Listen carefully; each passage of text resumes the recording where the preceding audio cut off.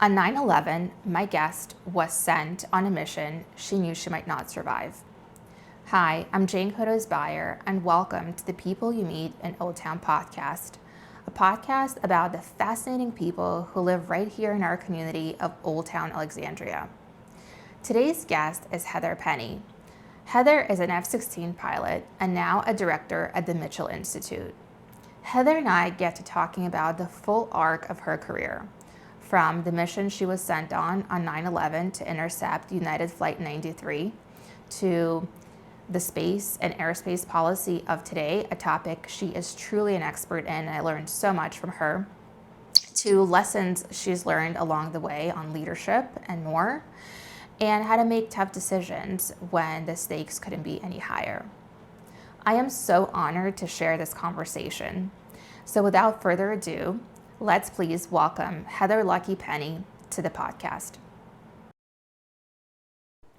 Heather, thank you so much for being on the show. You are often asked about one defining day on 9/11, but that's not what we're here to talk about today. We are here to talk about the full arc of your career and everything you have learned along the way and everything you've accomplished and what it is that you're doing today and how you're contributing to aerospace and space policy through the Mitchell Institute. You and I actually overlapped at Lockheed Martin once upon a time. It's crazy. Yeah. So crazy. We didn't meet. We didn't meet. That's right. We didn't meet until many, many years later as neighbors. And now we're small world. And now we're part of a book club, which is so great. Thank you for starting. That was wonderful. Thank you. It's been such a great group. It's such a special group of women, and I look forward to our meets every month and our discussions. Our multi-generational discussions really add so much richness to every single book that we read and discuss. And I always walk away with lots of great lessons learned, not just from the book, but also from our conversations. What I love about, you mentioned the multi-generational piece, is that in America today, and I think probably has been like this for 50 years, we have such a mobile society that we lose the connections that we used to have between the generations.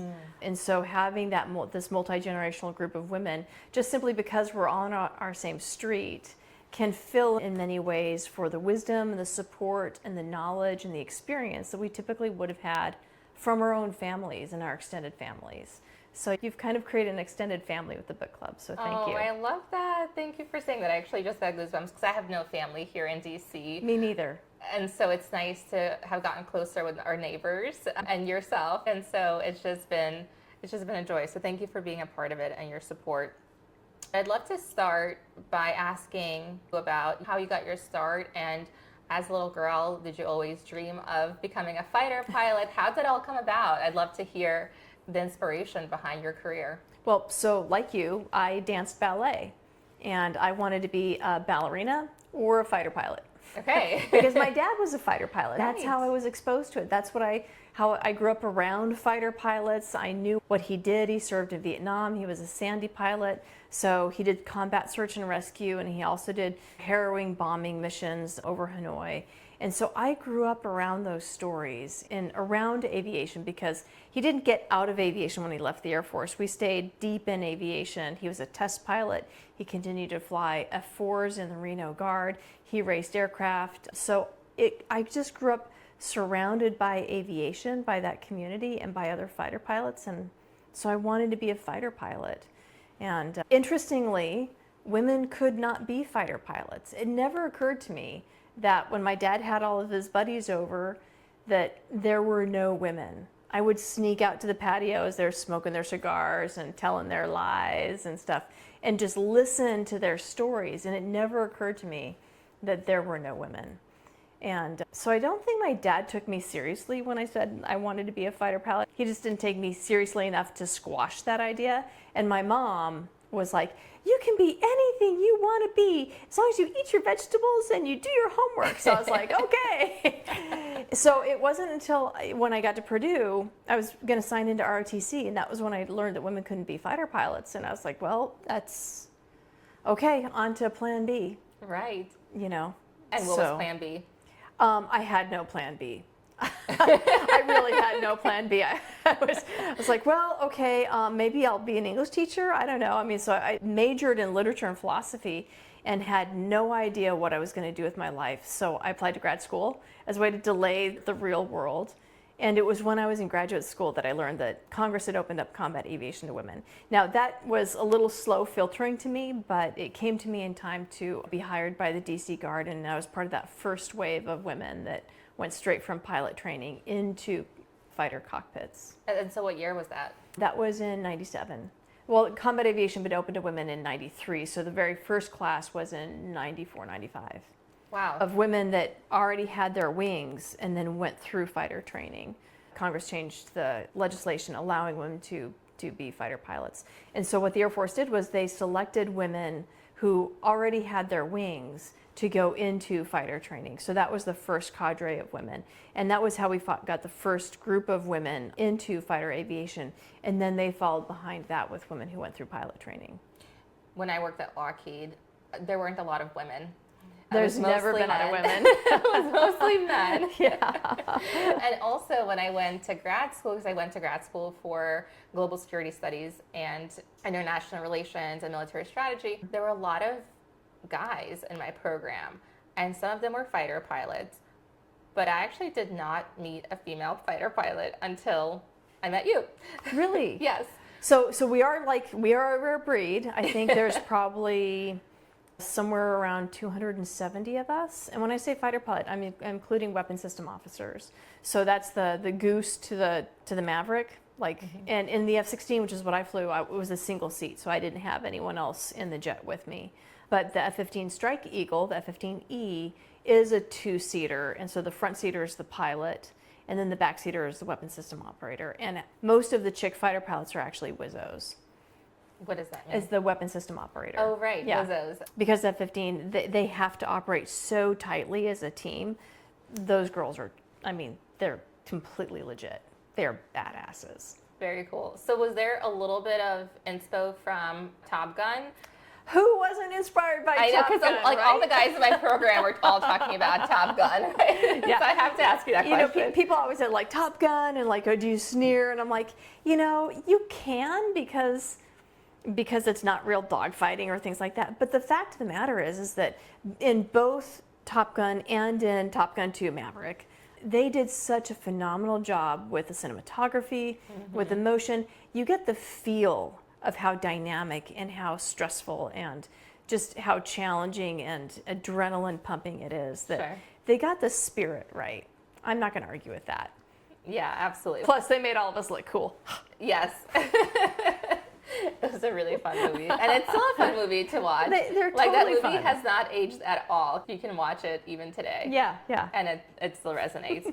So when you were training with some women and mostly guys, what was it like? Did you feel you were included and a part of the fold? Were there moments where you went, that maybe could have been handled better in terms of inclusion? Well, so when I went through pilot training, I was the only girl in my class. And when I went through F-16 training, I was the only girl in my class. And when I got to my first fighter operational unit, I was the only girl in my squadron, fighter pilot in my squadron. So I got used to being the only woman. And it was tempting at the beginning to try to be like one of the guys. And I realized over time, I'm just not. I'm not one of the guys. I'm not going to try to be one of the guys. I love hanging out with my guys, but there's still just a difference. And I don't take that personally. I don't want to un-guy my bros, but there is something that's interesting about that. There still is a bit of a separation. I think there's less so now, and I think that's mainly generational. Because as I look at the young women that are going through today, they actually have much tighter relationships. Because when I was going through, there was still a lot of concern about inappropriate relationships, favoritism, sexual misconduct, and things like that. So there was also an incentive, or maybe it's more of a disincentive for the men, because they didn't want to be accused of improper conduct, and they didn't want to also feed any perception that I was getting favored because I was a girl. Sure. The downside of that is that so much of, in any profession, The way that you advance and learn is through the professional and personal relationship. You got to have the mentorship. You have to have that connection. And I didn't get that through most of my career. I had great guys, loved my bros, but I was always kind of untouchable because I was the only woman. Untouchable in a good way or untouchable in alienating way? Slightly alienating. Mm-hmm. And I don't blame them. I think it was partly a product of the times, partly a product of the environment. They were good guys. I mean, they were just being overly careful. There were some assholes. I won't say that there weren't assholes, sure. But the vast majority were really good guys. But I just don't think they were as comfortable in having that kind of mentorship relationship with me. Are there folks that are mentors that stick out for you that have pulled you up and given you opportunities? Do you think about those people? That's part of the challenges is acknowledging some of those challenges because, like I mentioned, I felt like I was a little bit alone. And at the same time, I could not have survived had it not been for the investment of the men around me. So like most things in life, it's not black or white. And we try to make it too easy to understand. Mm-hmm. I think we lose the nuances that really is an accurate representation of what our life is like, of what situations are like. It's rarely as clean as we would like it to be. So my guys were integral to my success in terms of everything from the professional element to the debriefing to some of the mentorship. I mean, Jeff Johnson, Mark Sasseville, John Wildfong, J.R. McDonald, J.R. and John. Our mutual friend, John Wildfong. Are from Lockheed. Yeah. I have been in the defense world, so I've been in a predominantly male world. Mm-hmm. And so my colleagues are male, and my sponsors and my mentors and my coaches have all been male. So that's something that I acknowledge, while also at the same time, it wasn't always easy. Yeah. And what kind of leadership lessons did you take forward in your career or perhaps learn along the way that you are implementing now? It's interesting, as you mentioned, you wanted to talk about leadership, and I do think that's important. Relevant to this is that it's ultimately what talent that matters and purpose that matters. So as a leader, there's so much leadership advice out there. But one of the things that really stood out to me was that when you are mission focused, when you are very clear about your organization's purpose, you can be deliberate as a leader about the culture that you develop around that purpose. And culture is really important. Group culture is really important. And that's different than group think. Mm-hmm. Group think is people just wanting to fit in. It's not necessarily deliberate, conscious, but group culture is important because it allows us to be able to share something, connect with each other, trust each other. Even when you might be new to the group, if we share a culture, I'm going to embrace you more because you're going to belong, you're going to fit in. The codes, norms, behaviors, beliefs, values, actions, the way we treat each other, what we do, those all are elements of culture that are really important for leaders to deliberately cultivate. And when you can align your group culture with your purpose, then you can actually have a very diverse team. And I do think that diversity matters because why on earth would we want to create barriers to talent? Because talent should be what matters. Character, integrity should be what matters. Your ability to go accomplish a job, do the mission, that's what matters. And so if you're focused on the mission, if you're focused on your goals, if you're focused on those objectives, and you build a culture that surrounds that, people will vote in or they'll vote out. Mm-hmm. And people that vote out, well, they weren't your people anyways. People that vote in, they want to go do that job. They want to go accomplish that mission. And when you align your culture with that mission, then you'll have so much clarity in your organization. You reduce friction and you increase esprit de corps and performance and cohesion. There's so much goodness when we're deliberate about that. I love that. All right, one other question before we move on to meatier topics. Are you still flying? Because I did get a lovely Christmas card from you, but I would love to just understand what it is that you're flying these days. And all of them? All of them? Okay. How can you pick the children? No, so flying is such a passion for me. It's been part of who I was growing up, and I bought my first airplane when I was in pilot training. It was a 1941 Taylorcraft. Really? How cool is that? It was a little fabric airplane. It had a 65 horsepower engine, no electrical system, and I flew that airplane coast to coast with a whiskey compass, a map, and I hand propped the whole way.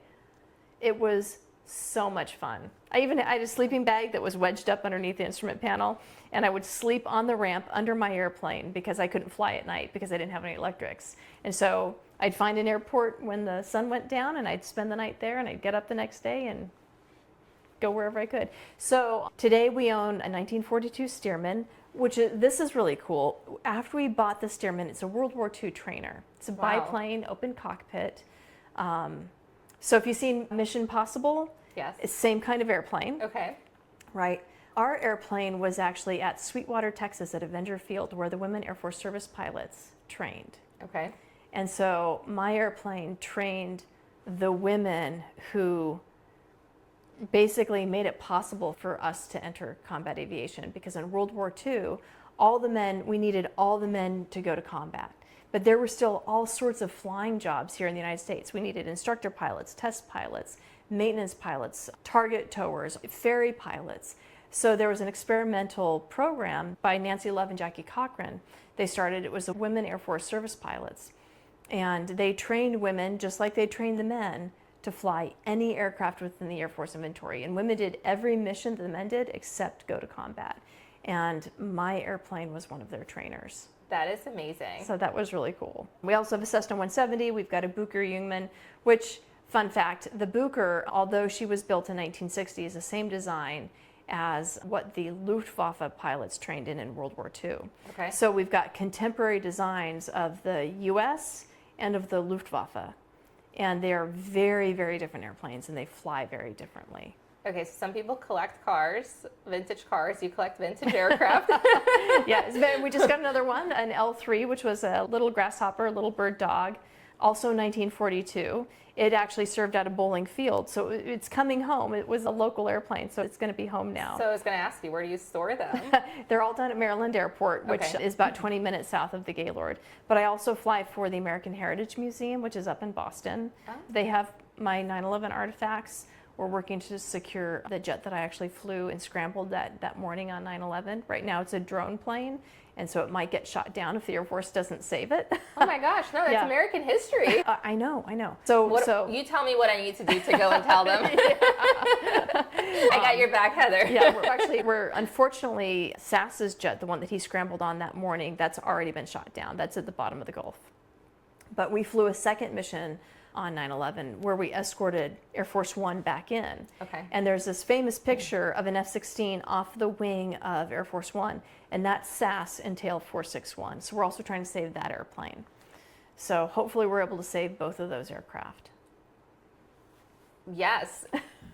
Yeah. And who's making these decisions? May I ask what the chain of command is for that? Yeah, it's all through the Air Force. Okay. We're working with the service to identify these aircraft for preservation.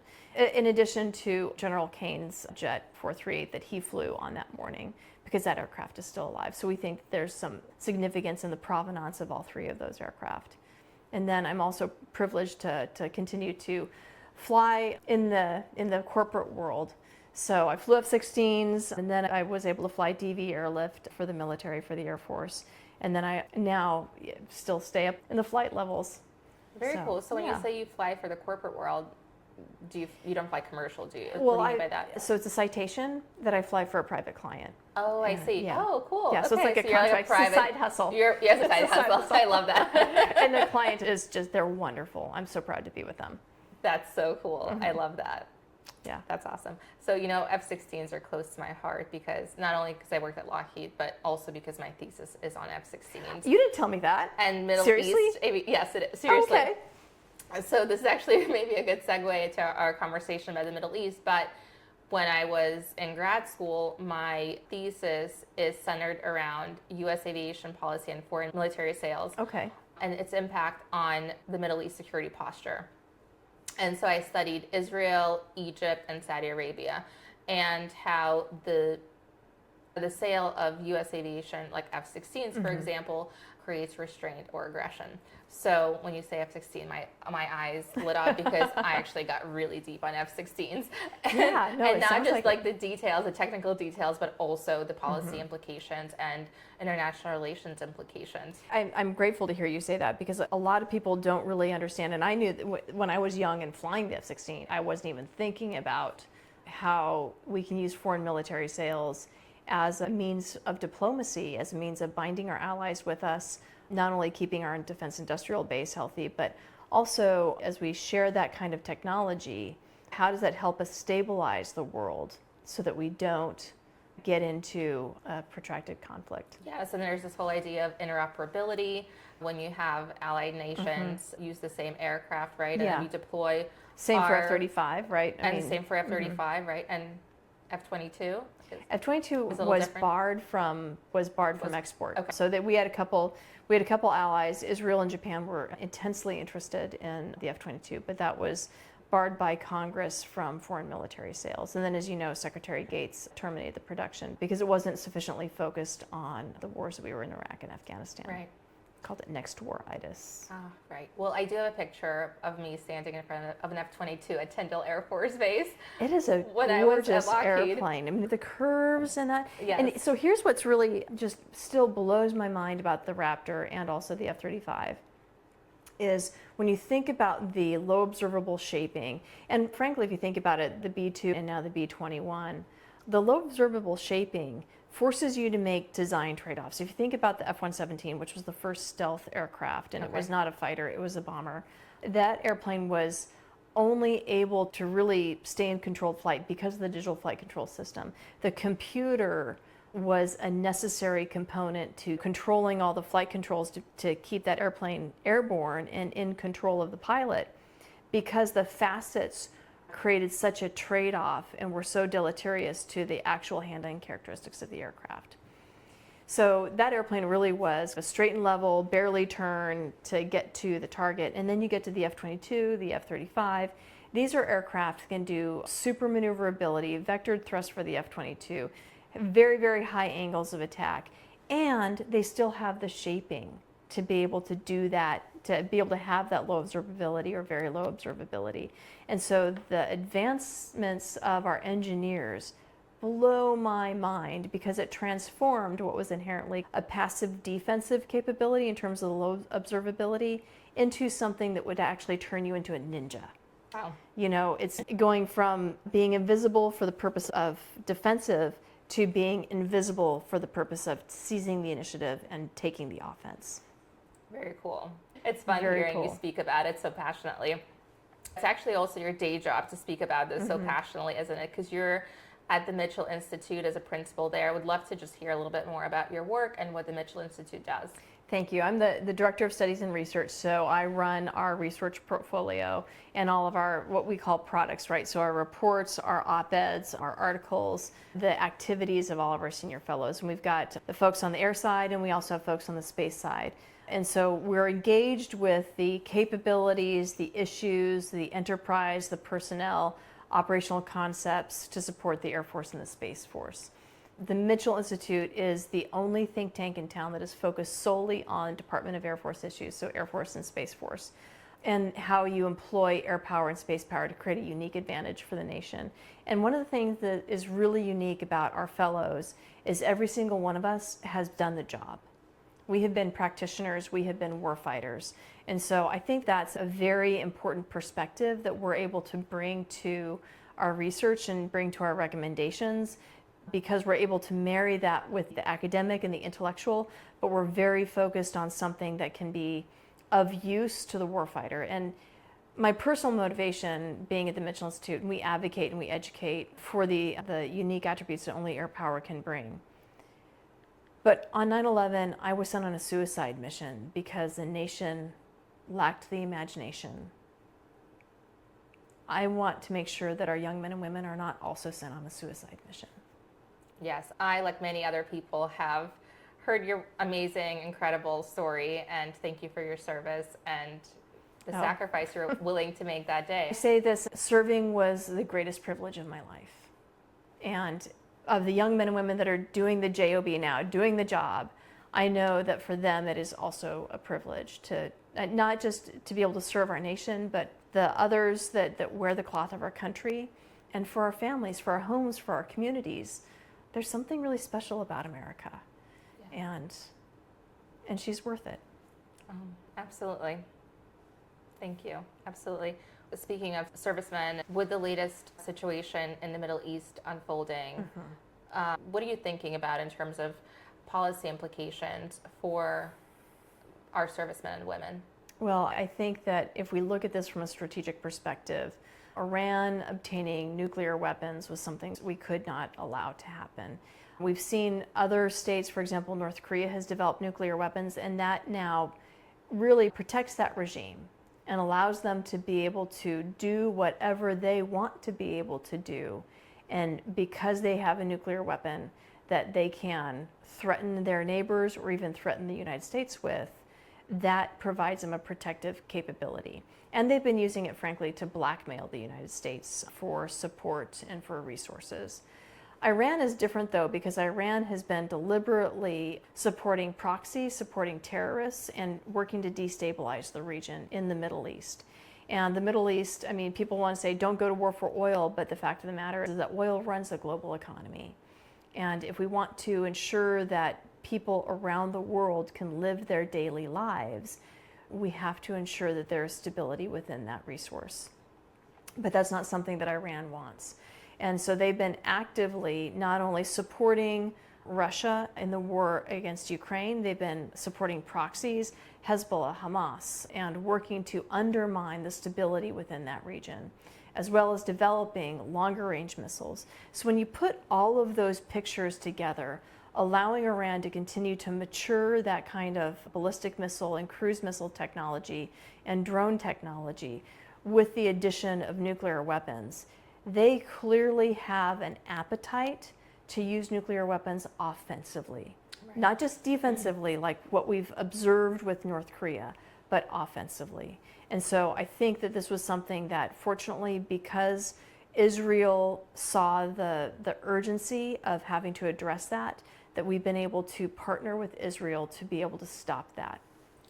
And speaking of foreign military sales and having allied nations with similar weaponry to us, how does Airpower dominance help in this situation to counter the threat from Iran? Well, I think that what's unique about Airpower is that it allows us to be able to go in and make very precise targeting without having to fight our way two-dimensionally to the target. So there are still clearly threats that have to be neutralized, that have to be addressed. So if you've been watching any of the debriefings by General Kane, he's talked about establishing air superiority, taking down to surface-to-air missiles, taking out command and control, so that we can then have the freedom to be able to go get to those targets and be able to take them out as precisely as possible. And because of that, the precision that we seek to employ, combined with the intelligence to validate the targets, allows us to minimize the collateral damage that you typically see in war, which is an unfortunate fact of life when you engage in these types of operations. But we have, for a long time, frankly, even since World War II, sought to minimize death to innocent civilians, non-military type targets. So technology can either enable that, or lack of technology can unfortunately grow that kind of collateral damage. And so that's one of the reasons why Airpower is so important. We've seen over the last 25 years of low intensity conflict in the Middle East, Iraq, Afghanistan, Syria, where it didn't matter how many boots on the ground we had, that we still could not fully control that environment. And so I don't think that boots on the ground is something that we want to own in Iran. It didn't work well in Iraq. It did not work well in Afghanistan. But we cannot allow Iran to continue to develop nuclear weapons along with the missile technology.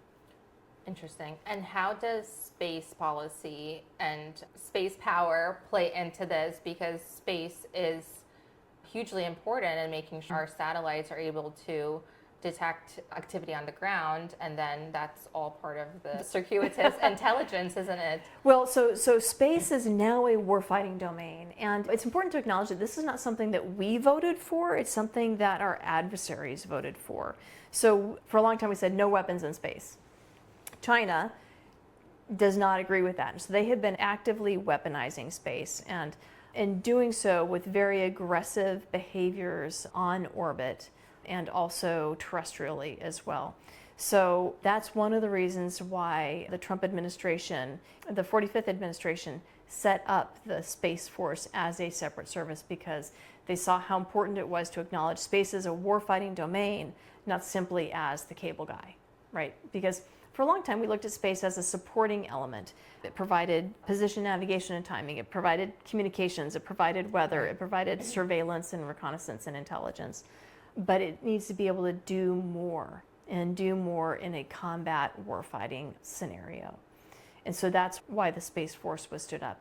They are still on path in terms of developing the technologies, the cultures, the mission set, the tactics, techniques, and procedures, and frankly, fielding and launching the entire enterprise, because space isn't just the satellites, it's the people who operate them. It's the ground stations that control them. It's the data links. So there is so much to the space architecture and enterprise that still needs investment, but everything happens with and through space. They are a foundation of the entire joint operations, just like Airpower is. We wouldn't think about employing the Navy, the Marine Corps, the Army without Airpower or without space. So it's an indispensable service, the Department of the Air Force. Yeah, absolutely. Well, I recently heard Secretary of War Pete Heck speak on this very topic in Colorado, and I know the Department of War really prizes the space domain, and it has earmarked a lot of funding for this upcoming year. So it'll be interesting to see how that space evolves. For a service that is so foundational to everything that we do, they have less funding than the Marine Corps.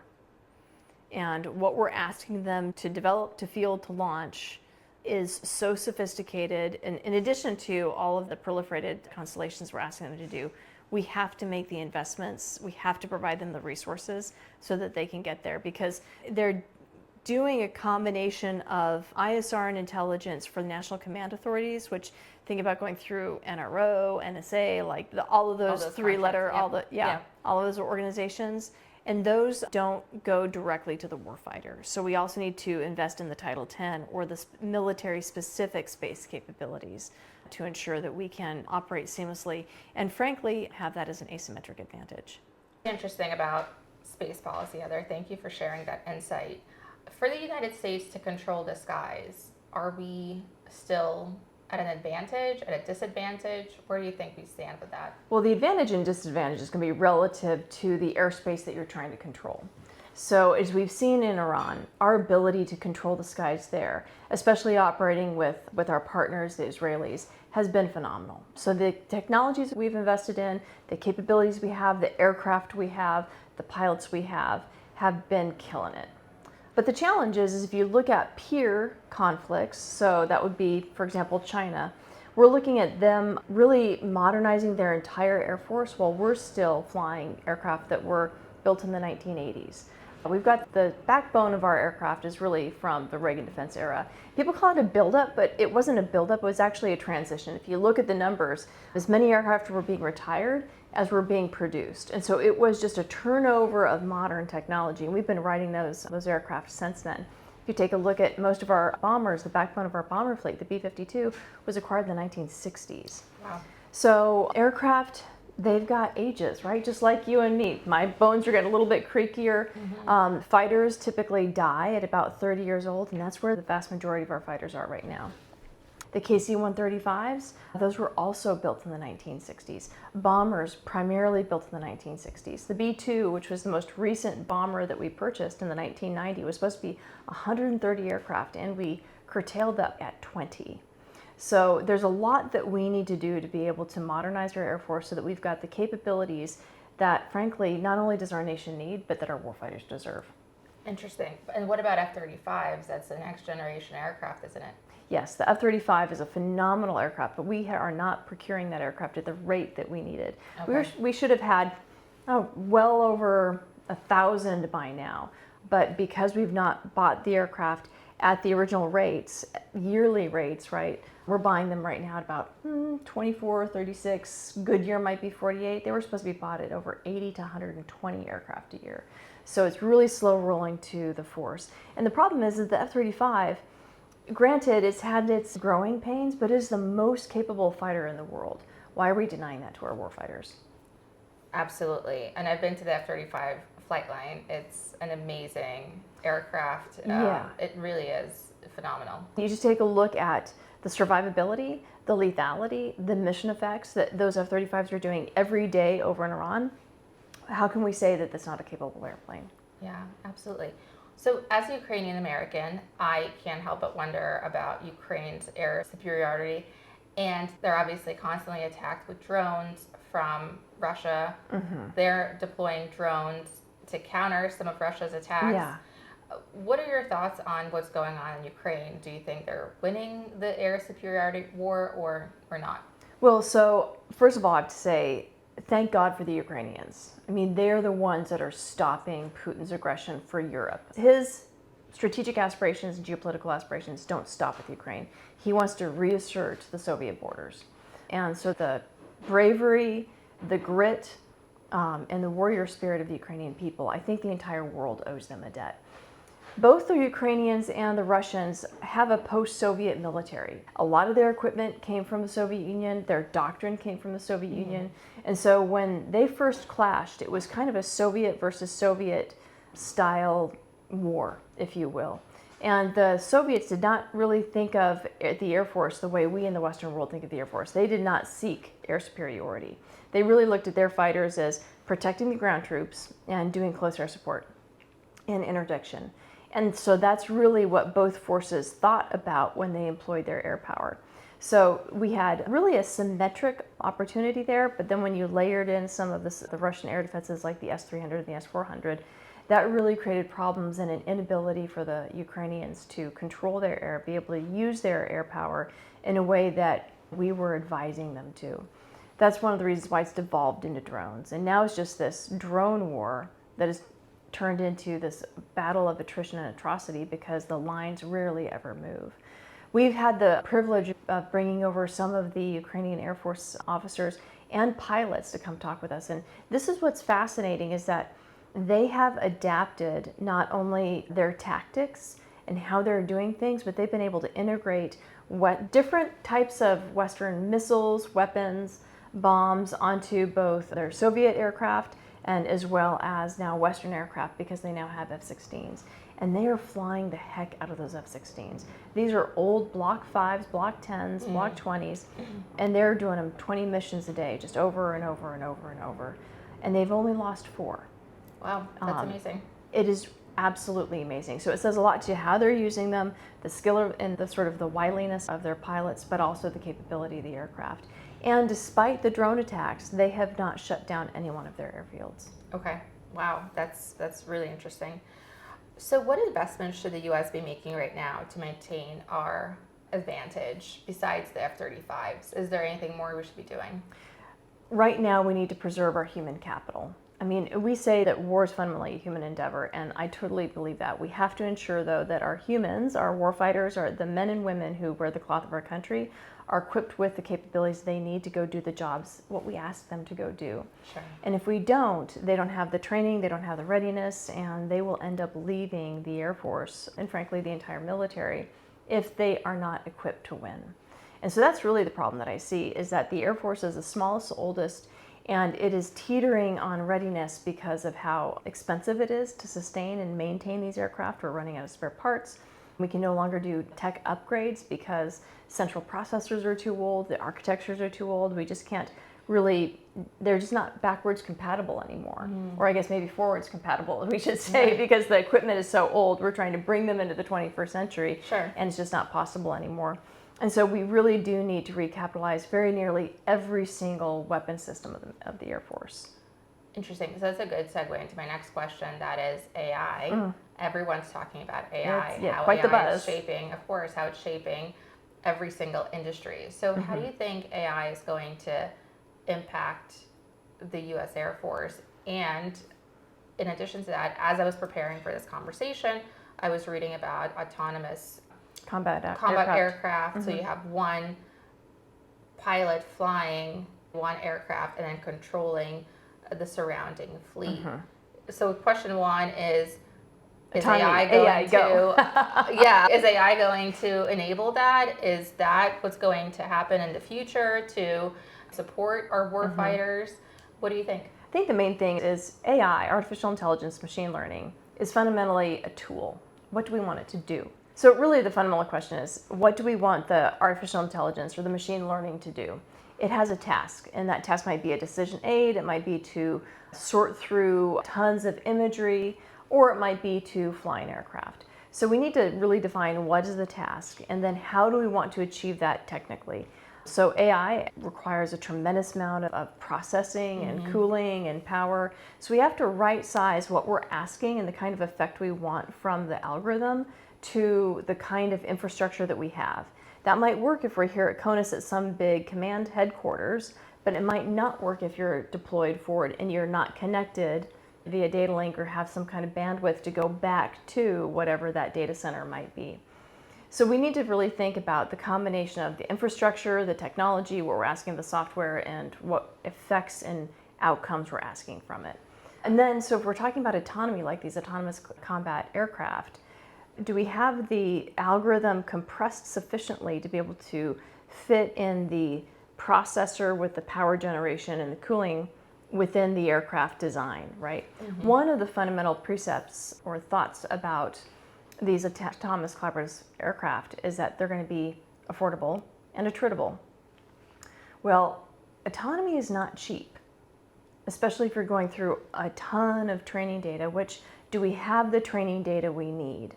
And is it contextualized? So are we curating the data? Are we voting up, no on different types of inputs so that we can begin to tighten and refine those algorithms so that we get the appropriate outcomes that we're looking for and that we're not surprised? So there's a lot of steps in the process that we need to go through as we begin to develop and then field and test these algorithms. When I say test, it's not just test within a simulated, constructed environment, but it's also testing out in the real world. So a lot of folks are really familiar with Claude and ChatGPT and so forth. It's challenging to say, I understand you're familiar with that and it's an incredible capability, but what we needed to do in the military and the tasks and the reliability and the explainability and the trust are fundamentally different. And so we've got a lot of really just great companies that are tackling this problem, but again, it's not going to be easy, so we need to really be conscientious about how we try to scope our objectives there, and then ensure that we remain committed to resourcing, because they're like any new technology, there'll be bumps in the road. Sure, and so ChatGPT and Claude, they're agentic AI. What you're talking about is taking AI and putting it into systems to perhaps easier identify targets, so you're observing the right assets and recognizing the assets on the ground. So that could be a potential use that would be a human flying an aircraft, but the kind of AI that I'm talking about really is autonomy, where you could have unmanned aircraft flying independent of any direct human control. So we do have remotely piloted aircraft today like the MQ-9 Reaper, but there's a human on the other side of a data link that is actually physically controlling and operating everything that airplane does. These autonomous combat aircraft would actually be flying themselves and choosing where to go and what kind of formations. Oh, interesting. Yeah. Okay. And so under the direction and supervision of a human, they would be engaging in surveillance, reconnaissance, potentially producing lethal effects. And so these are really big leaps that the Air Force is trying to move into to be able to create an asymmetric advantage, not only to compensate for how small we are, but also to complicate the adversary's problem set. Interesting. Very interesting. And so how far away do you think we are from having autonomous fighter jets? Is that a thing of tomorrow, or are we a ways away from that? So we do have some of these autonomous aircraft flying right now, but these are baby steps. They're just demonstrating that they have the ability to fly around and do very rudimentary skill sets. the kind of complexity, decision complexity, and mission complexity that we ultimately want to see out of these airplanes is years and years away. That was so fascinating, Heather. Thank you so much for that. I have one more question about future perspective. You've spent your career flying, thinking about strategy and shaping policy. What gives you confidence about the future of the Air Force and the next generation of airmen? These airmen they're smarter than I ever was. Their grasp of technology, their commitment to the mission, their commitment to our nation. I mean, I am proud to see the legacy that they're living out. I just get so inspired every time I get to interact with a young airman today. That's awesome. So yeah, no, I've got no worries about where the service is going in their hands, because they're out there, they're doing the job, they're fully committed, they are curious, they are motivated, they are smart, they are dedicated. We've got nothing to worry about. That's awesome. And they stand on shoulders of people like you, of leaders like you. So, all right, well, we conclude every single podcast episode with a lightning round about Old Town. Yay. Because after all, this is about people in Old Town. So I'm going to ask you like Britney Spears or Christina Aguilera, and you're going to go. Got it. I can do this. I'm not going to ask you that question. We're going to ask you questions about Old Town. But my kids would be like, who? Christina who? Oh my gosh, can you believe Britney that? who? That's Yeah, not I a know. thing anymore. It's like Olivia Rodrigo, and I don't know who she is. I just Oh know my the name. goodness. I don't even know the name, so there we go. Well, I think we can all agree that we know Taylor Swift, so there is that generational yes, bridge. There we go. Yeah. Thank goodness. Yeah. All right. Favorite place for coffee or tea in Old Town? Ooh, to be honest, I mostly drink on my patio. Okay, so drip coffee. I do my green tea down there on my patio, whether or not that's in my backyard or actually sitting on my stoop and just watching the world go by and saying hello to folks. Love that. All right. Favorite restaurant in Old Town? Oh gosh, so that's a great one because we have so many great restaurants. So if you want to go fancy, I really love the Majestic. I also love Josephine's. If you're just going for a casual bar food, Southside or Chadwick's. Union Street's always great. I mean, like, you know, just throw a rock, you're going to find a great one. Yes, absolutely. +1 to Josephine's. Love Josephine's. Favorite hidden gem in Old Town? The people. Oh, the People's Drug? No, people. Oh, I don't know. Yeah, no, I'm not talking about a place. I'm just talking about just the people, period. People in Old Town. Yes, we have a different feel. Yes, than you're absolutely right. You know, if you go to other neighborhoods, and I think that's one of the reasons why we all love living in Old Town is that there's just a vibe, a personality. We love being outside. We caretake our homes. There's just like a sense of responsibility and history and heritage, but there's a warmth in Old Town that I just don't always feel everywhere else. +1 to that, and it's just so beautiful walking around. Oh, and yeah. It always puts a smile on my face. Yeah, absolutely. And their dogs. Well, there's dogs everywhere. Like, I know so many people by their dogs. Oh, right. You know, you're like I don't know that human, but I know the neighbor's dog. Yeah, I recognize the human, but I know the dog's name. Right. Absolutely. Is there a book you recommend to everyone? Any book you're reading. I worry that we scroll so much now that we've given up on books. And I don't poo-poo fiction. I love fiction. And one of the reasons why I love fiction is because, and it can be any kind of genre. I don't care if it's romance or historical fiction, or I actually really love young adult fiction because it's typically about coming of age and the challenges that we all face. And I got into a lot of it because of my daughters.